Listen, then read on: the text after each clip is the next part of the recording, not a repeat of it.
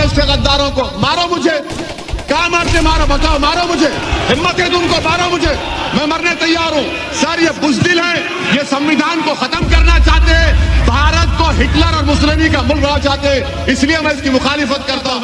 उसके बाद पूरी जायदाद रोमा और यहूदियों की छीन ली। अब वही हाल यहां पर होने वाला है मुसलमानों के साथ, वही हाल होने वाला है सर, वही हाल करने वाले हैं।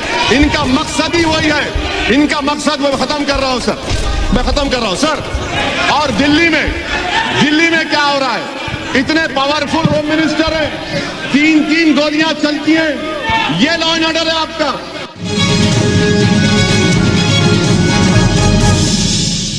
कि हुक्मरान हो गए बहरे और अंधे लोग, हुक्मरान हो गए बहरे और अंधे लोग, खाक में मिल गए नगीने लोग, हर मुहिब्बे वतन जलील हुआ, रात का फासला तवील हुआ, आमिरों के गीत जो गाते रहे वही नामोदाद पाते रहे, रहजनों ने रहजनी की थी, रहबरों ने भी क्या कमी की थी।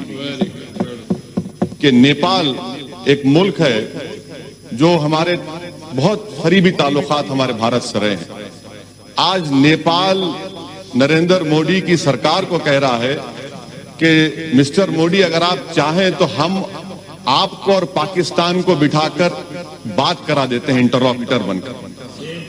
अब आप बताइए सर कितनी कामयाबी है इन लोगों की। दूसरी इनकी कामयाबी देख लीजिए सर, या इनकी नाकामी, और भारत की नहीं बल्कि इनकी सरकार की नाकामी, कि अमेरिका के कांग्रेस में और सेनेटर्स ने हमारे मुल्क के ऊपर कई हियरिंग्स किए, कई रिमार्क्स किए, कई मोशंस पास किए। इतना वजीर आजम ट्रंप से बगलगीर हुए, ऐसा लग रहा था पिछले बार के शायद बकरीद और रमजान के ईद के गले मिल रहे हैं। उसके बावजूद भी अमेरिका के कांग्रेस और सेनेटर्स भारत की पॉलिसी के ऊपर तनकीद पे तनकीद कर रहे हैं। इससे आपकी कामयाबी अंदाजा होता है। तीसरी बात सर, यूरोपियन पार्लियामेंट में भारत के खिलाफ रेजोल्यूशन मूव हो गया। ये आपकी कामयाबी या नाकामी आप खुद अंदाजा लगा लीजिए। सर कश्मीर की पॉलिसी, बड़ा अफसोस होता है सर, और मैं समझता हूं कि इस ऐवान की तौहीन भी हुकूमत कर रही है कि गोरी चमड़ी के डिप्लोमेट्स को लेकर कश्मीर को लेकर जाते हैं, मगर भारत के अवाम ने जिसको मुंतखब किया उनको नहीं ली जाती। आखिर क्यों डरते हैं आप इन डिप्लोमेट से, इन फॉरेन कंट्रीज से? क्यों उनकी खुशामद कर रहे हैं? क्यों उनके पैरों पर गिरकर आप बता रहे हैं चलिए कश्मीर, और हम जाना चाहते तो नहीं जा सकते?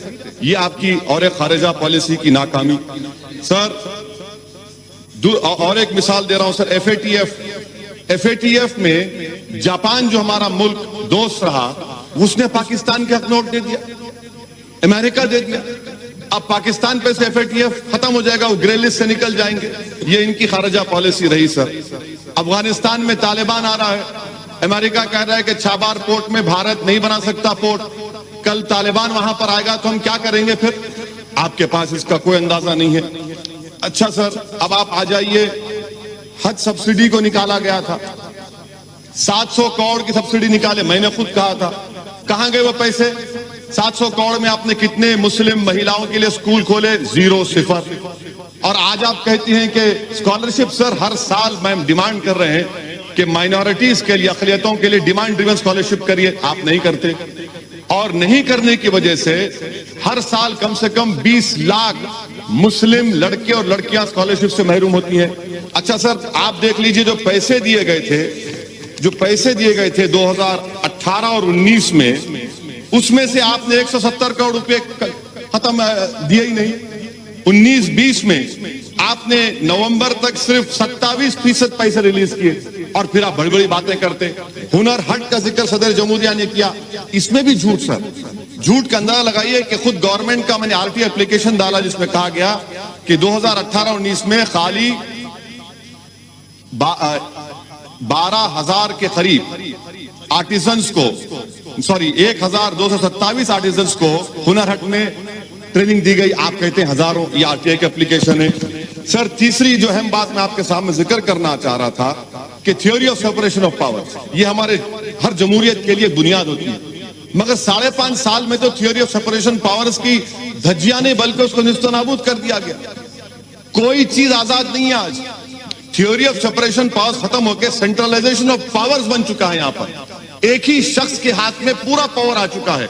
जो सेपरेशन ऑफ पावर्स में अदलिया थी, लेजिस्लेचर, एग्जीक्यूटिव, अब लगता है कि एक ही फर्द में ये तमाम चीजें समा जा चुकी हैं जो हमारी जमहूरियत के लिए बहुत बड़ा खतरा साबित हो रहा है। सर चौथी बात सर जिसका जिक्र मैं आपके सामने करना चाह रहा हूं कि सरकार बार बार कहती है कि सिटीजन अमेंडमेंट एक्ट, सर इस पार्लियामेंट की तारीख में ये पहला कानून बनाया गया जिसमें मजहब का नाम लेकर हिंदू, मुसलमान, बौद्ध, ईसाई, पारसी, कभी 70 साल में इस तरह का कोई कानून नहीं बना इस पार्लियामेंट में। वो भी बदनुमा दाग का एजाज आपको हासिल है कि आपने मजहब के नाम पर कानून बनाया। सर एनपीआर एनआरसी के बारे में आज एक सवाल के जवाब में हुकूमत ने कहा कि till now there is no decision NRC has been taken. Sir ये टिल नाउ का मतलब क्या है? सर ये टिल नाउ का मतलब क्या है? आज और कल होगा ना, कल होगा, परसों होगा नहीं, उसमें लिखा है अभी तक। अभी तक, कभी तक, कभी नहीं लिखा हुआ है ना सर, अभी तक, टिल नाउ।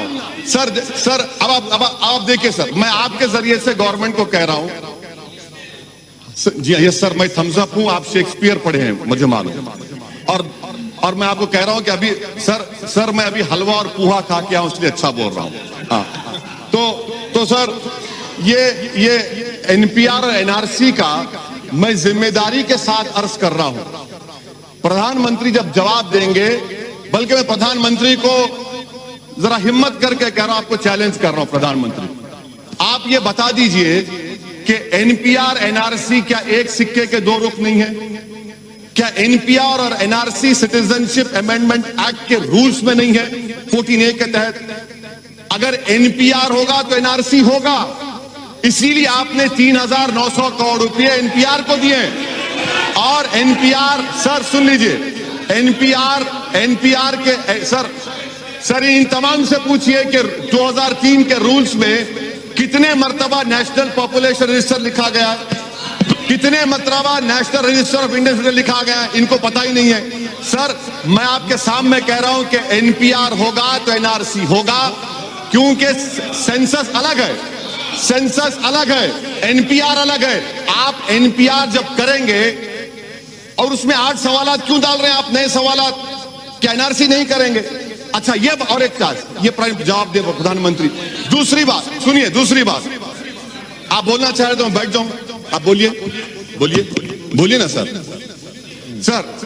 सिटीजनशिप अमेंडमेंट, प्रधानमंत्री कहते हैं ये नागरिकता देता लेता नहीं है, ये देता भी और लेता भी है। उसकी मिसाल क्या है? आसाम। क्या आसाम में 5 लाख मुसलमान के नाम नहीं आए, वो बंगाली जबान बोलते? आसाम में 5 लाख बंगाली जबान बोले हिंदू हैं, आप बंगाली हिंदू को सिटीजनशिप देना चाहते हैं, आसाम के 5 लाख मुसलमानों को नहीं देना चाहते? क्या आसाम के असेंबली में आपने नहीं कहा, आपकी सरकार ने? सिटीजन अमेंडमेंट एक्ट ये है, एनपीआर होगा, नहीं घुसपैठी नहीं, घुसपैठियों का बाप हूं। सर सुनिए, एनपीआर होगा तो एनआरसी होगा।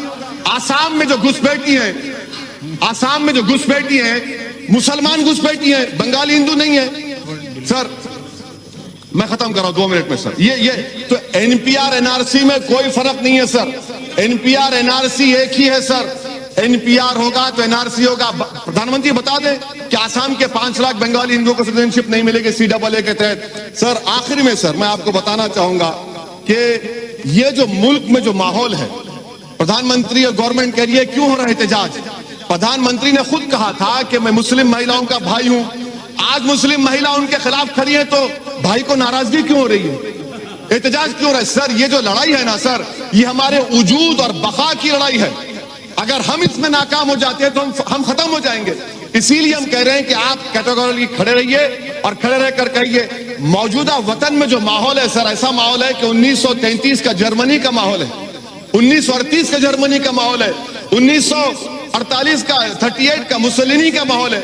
आज हर जगह पर अब सिर्फ बाकी क्या रह गया मालूम सर? बाकी हिटलर ने भी इन्हें सेंसस किया था, उसके बाद यहूदियों को गैस का चैम्बर में डाल दिया। मुसोलिनी ने भी 1938 में सेंसस किया था, उसके बाद पूरी जायदाद रोमा और यहूदियों की छीन ली। अब वही हाल यहां पर होने वाला है मुसलमानों के साथ। वही हाल होने वाला है सर, वही हाल करने वाले हैं। इनका मकसद ही वही है, इनका मकसद मैं खत्म कर रहा हूं सर, मैं खत्म कर रहा हूं सर। और दिल्ली में क्या हो रहा है? इतने पावरफुल होम मिनिस्टर है, 3-3 गोलियां चलती हैं। ये लॉ एंड ऑर्डर है आपका। कैपिटल ऑफ द कंट्री में सर, कैपिटल सर खत्म करो, एक minute last. Capital of the country में 3-3 गोलियां चलती हैं। गोली मारो देश के गद्दारों को, मारो मुझे, कहां मारते मारो, बताओ, मारो मुझे, हिम्मत है तुमको, मारो मुझे, मैं मरने तैयार हूं। सर ये बुज़दिल है, ये संविधान को खत्म करना चाहते हैं, भारत को हिटलर और मुसलिनी का मुल्क बनाना चाहते हैं, इसलिए मैं इसकी मुखालिफत करता हूं सर। Thank you sir.